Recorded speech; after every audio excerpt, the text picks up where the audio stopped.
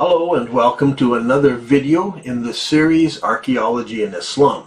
My name is Dan Gibson and you can email me if you have any questions or comments. You can use the address at the bottom of the screen, dan@canbooks.ca. Now, during my studies of early Islamic mosques, I discovered that the very first mosques in Islam pointed to the ancient city of Petra. You can learn about that in the film The Sacred City. I also discovered that soon after that, around 87 years after the Hijrah, the first mosque appeared that pointed to an empty spot in the middle of Saudi Arabia. And as I studied that mosque and several others that followed it, I discovered that that spot was directly between the city of Petra and the city of Mecca. And so I call it the between mosques. And altogether there's over a dozen of these mosques that point directly between Petra and the city of Mecca. So something strange was happening in the Islamic world for these mosques to appear. And it was about a 70-year period when these mosques were built, and eventually it ended and passed away. The very first mosque was the mosque in Wasit in Iraq around 87 years after the Hijrah. And so I've gone back and studied that mosque to find out why did it begin this pattern of building mosques that pointed between the two cities rather than at Petra or at the city of Mecca. And this is during the time of the very first of the second Islamic civil war. And this war was between Ibn Zubair, who was in the Holy City, and he didn't like that the Muslim rulers had moved the capital to the city of Damascus, a secular city.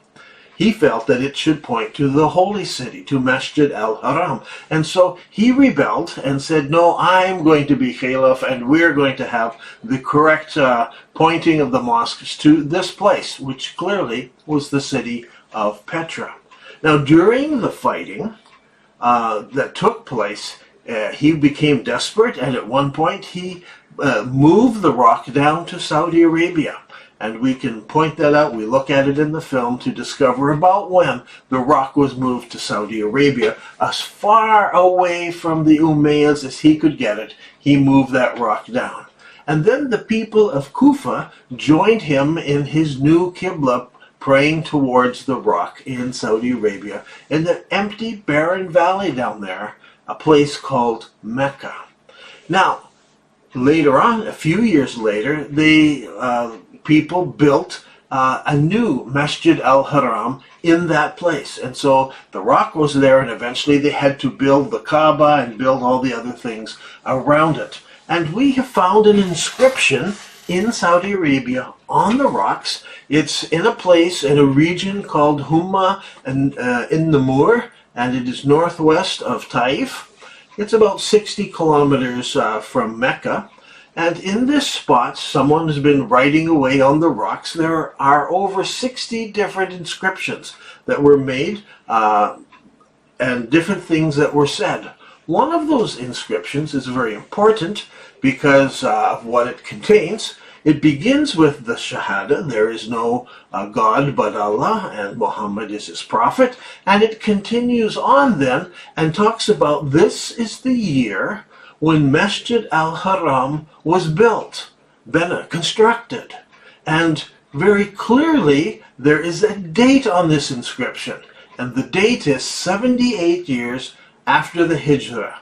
That's about 697 Common Era after AD, but the date is written in the inscription in the Islamic way as 78 after the Hijrah, AH.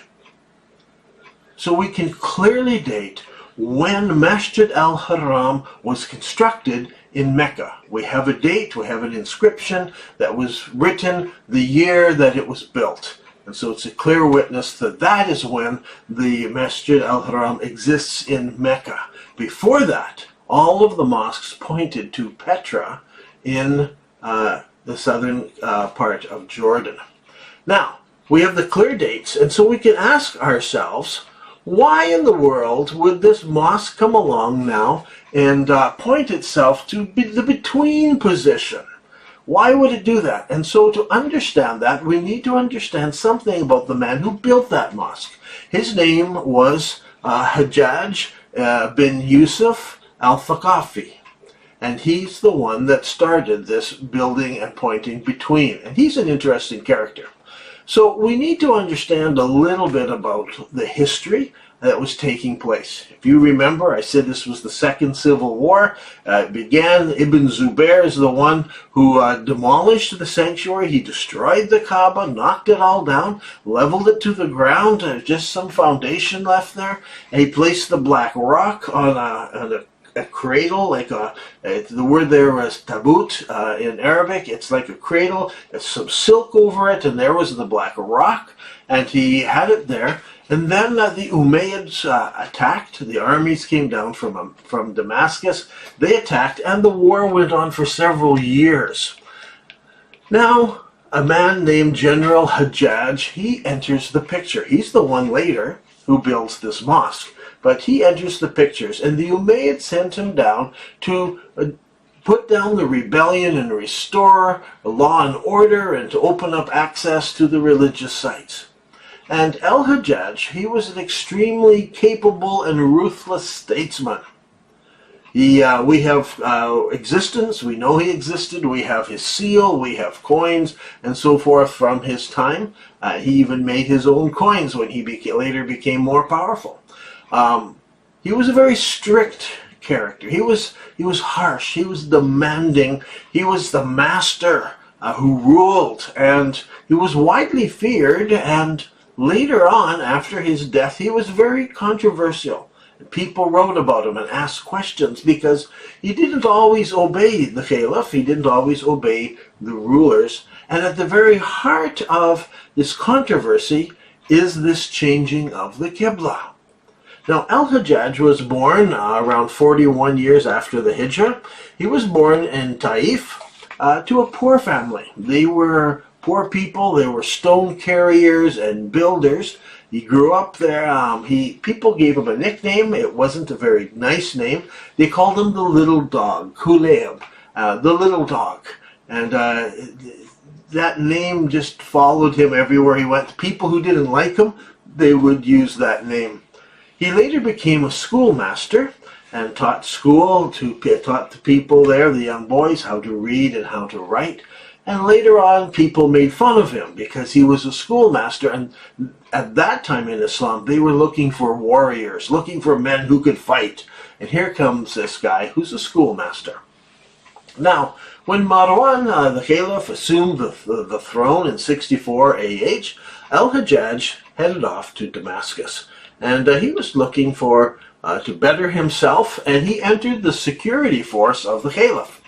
And Abdul al-Malik noticed this guy because he was quick, he was efficient, there was a rebellion, and he restored order very quickly and brought discipline because the troops were going to mutiny, and he stepped in and had his opportunity. So they sent him off, and he fought against a rebellion. This was Mus'ab ibn Zubair. This was in Iraq. Now, this is the brother of Abdullah ibn Zubair later, who also rebelled. But first of all, this rebellion took place in Iraq with Mus'ab, and it was here in that battle that Hajjaj made himself into somebody, and they noticed who he was and how he acted. And later, the caliph entrusted him and put him in command of the army's rear guard, an important position. As the army is all marching along, they might be attacked in the back, and so the rear guard was a very important position. And during the years that followed, he obtained noteworthy recognition because he's full of valor in the battles. He's the one who stepped in and had decisive victories because he stepped in at certain points. And so after the death of Mus'ab, then Abdul Malik sent him off to fight against Abdullah ibn Zubair in the Holy City. That's the Second Civil War. And so when the Caliph brought him in, he said, I'm putting you in charge of the army. I'm going to send you down. This would be to the city of Petra at the time, which was where the original Masjid al-Haram was located. We tell that by archaeology. We've done that in the previous videos. And the Caliph said, I'm charging you first, negotiate. You could offer him freedom, freedom even from punishment, if he will surrender and lay down his arms. Negotiate with him. Otherwise, starve him out. But the Caliph said to Al-Hajjaj, to the general Al-Hajjaj, do not shed blood in Masjid al-Haram. And we understand why, because this means Masjid al-Haram means the forbidden gathering place, the forbidden masjid, and it's forbidden to shed blood there. So he said, do not shed blood there. So Hajjaj heads off with the army. He goes down. He is taking over this war that's been going on now for some time, and he's supposed to first negotiate, and then he is supposed to starve him out. Well, negotiations failed. Hajjaj lost patience. He sent up a courier and said, can we get reinforcements, and do I have permission to attack? And the Caliph answered back, sent the reinforcements and said, yes, you have permission to attack. So the first thing he did was he set up a catapult bombardment.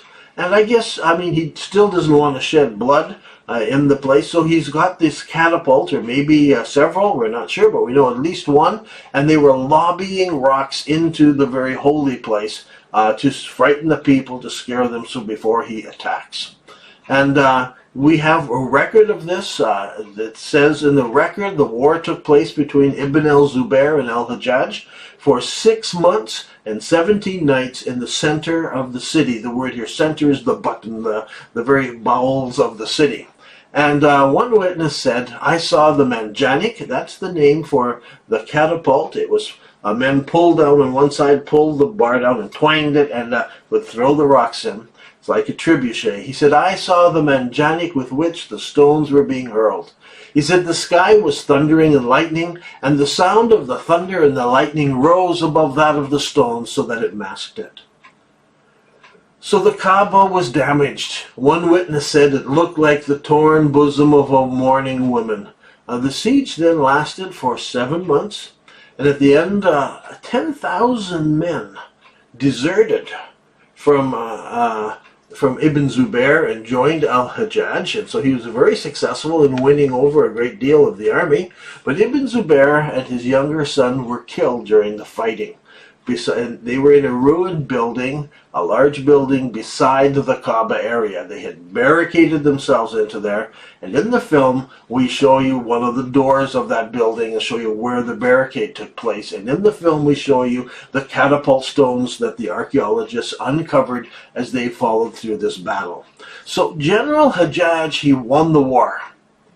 But a lot of people were upset because there was violence and there was bloodshed in Masjid al-Haram. So he wasn't very popular.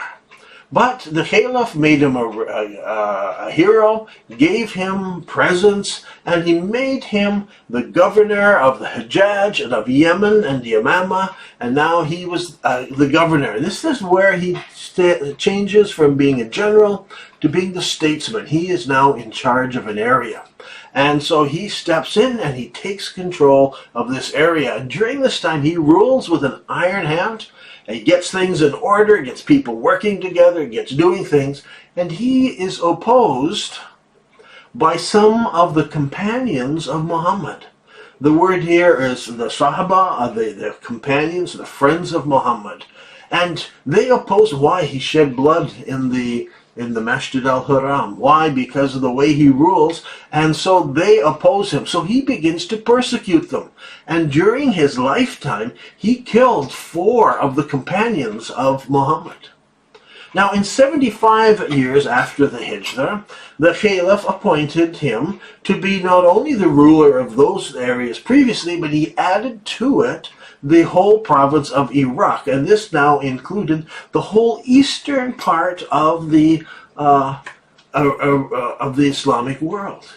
basically he's in control of all of this. And during the next few years, he puts down some bloody rebellions and he rules it with an iron fist. But now he is a really, really important ruler in the Islamic world. And it is at this point that the first mosque he has built in Iraq, in the city of Wasit, where he's ruling from, they're going to build a major mosque, a gathering place for many, many people, and it is the major mosque in the city, and it is the mosque in Wasit. And so he has this mosque built. And the amazing thing is that he does not choose to point his mosque towards the city of Petra, as everybody else was doing.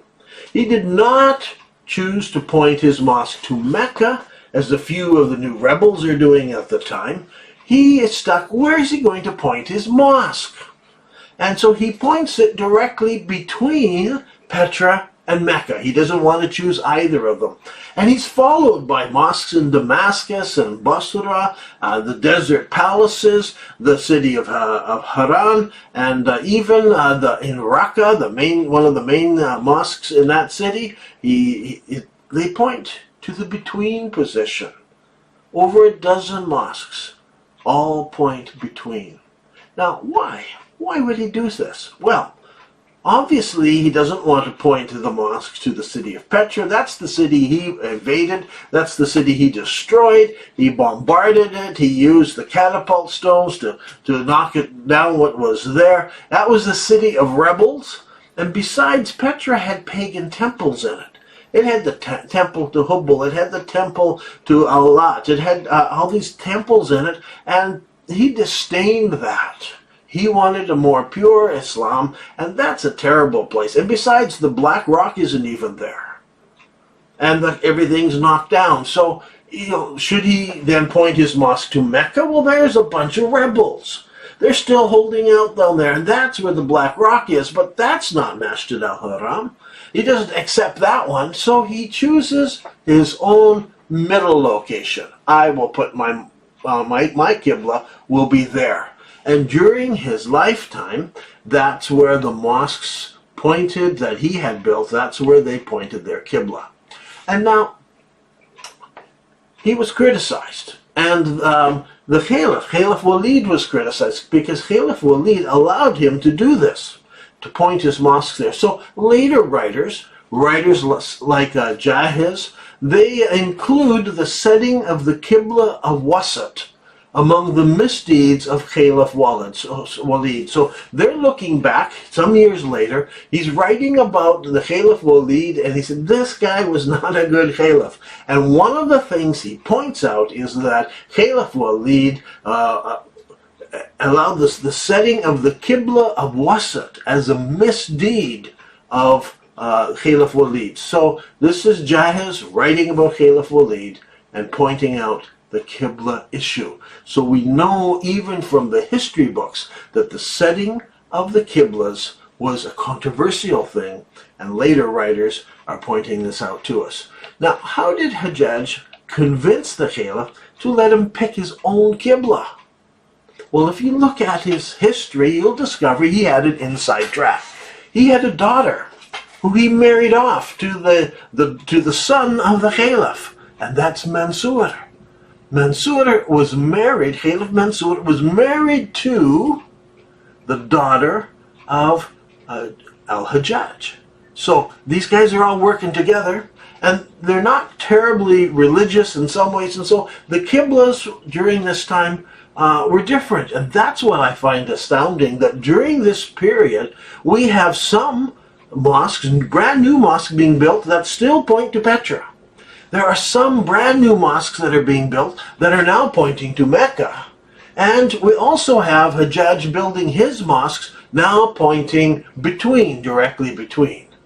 And so we can go back in history and we can learn about these things and realize what happened. So what are the mosques? Well, let's look at them very, very briefly. I'll just list them for you. You go to Wasit, 87 years after the Hijrah, and that is in Iraq.